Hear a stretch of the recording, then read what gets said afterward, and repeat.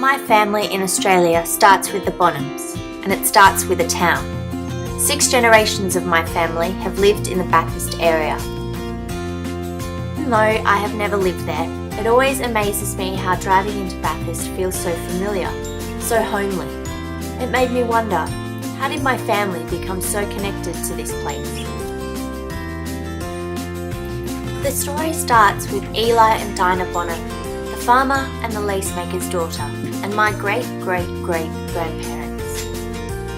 170 years ago, my great-great-great-grandmother Dinah was just a young girl of 11.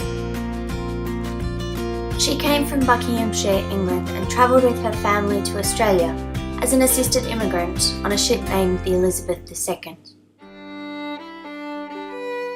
Dinah was the second daughter of James, a farmer, and Sarah, a lacemaker. With the Industrial Revolution in England, cottage industries such as lacemaking were being overtaken by factory manufacture. Many people found themselves out of work, and rather than face the poorhouses, the lacemakers petitioned the government for assisted passage to the colonies. 4 years after Dinah, in 1848, Eli Bonham also migrated to New South Wales from Northamptonshire. He set off for a new life in Australia with his sister Mary Agnes, also a lacemaker. Eli immigrated on the ship Fairlie, a lacemaker ship that took 99 days to travel from Plymouth to Port Jackson. There were 56 lacemakers on this ship, looking for a new, prosperous life in sunny Australia. The country areas of the New South Wales colonies were crying out for farm labourers, and so the Colonial Office dispatched most of the lacemakers to the Bathurst area. Both Eli and Dinah then made the long and arduous journey to Bathurst via bullock dray, along a treacherous track over the Blue Mountains. Finally, they reached the fast-growing farming and gold town of Bathurst.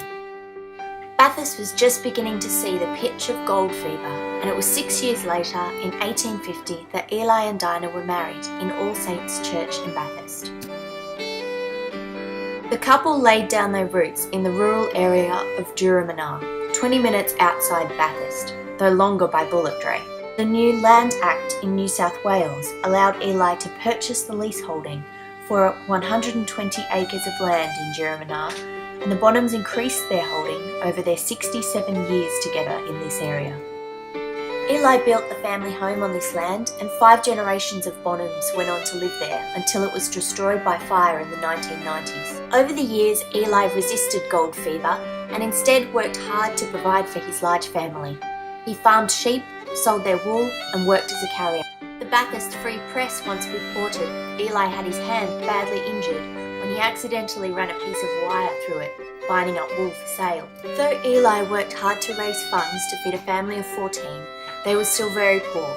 In the early years in Juramana, Eli made a few sly grog sales and came across some cabbages and apples in a slightly shady deal that ended him up in Bathurst jail for 6 weeks.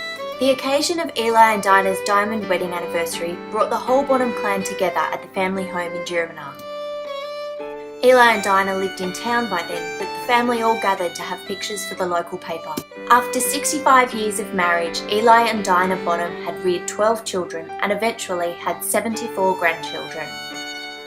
Eli and Dinah's eldest daughter, Mary Jane, married Jess Pateman. They lived in the family home at Juramana and are my great-great-grandparents. On Mary Jane's 80th birthday, her children and grandchildren gathered to celebrate, including my gran, Natalie Dew, a cheeky lass of just 8 years old. Gran attended Bathurst Public School in Howick Street, and so did my mum. My brother is the 6th generation of my family to be born in Bathurst, over 117 years of our connection to this place. Over 800 descendants of Eli and Dinah gathered for the Bonham family reunion in 1986. At 3 years old, it was the dirtiest I had ever been, as I played with my countless cousins.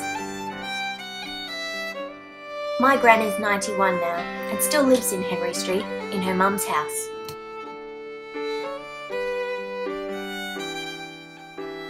And whilst ever my family are there, Bathurst will feel like home.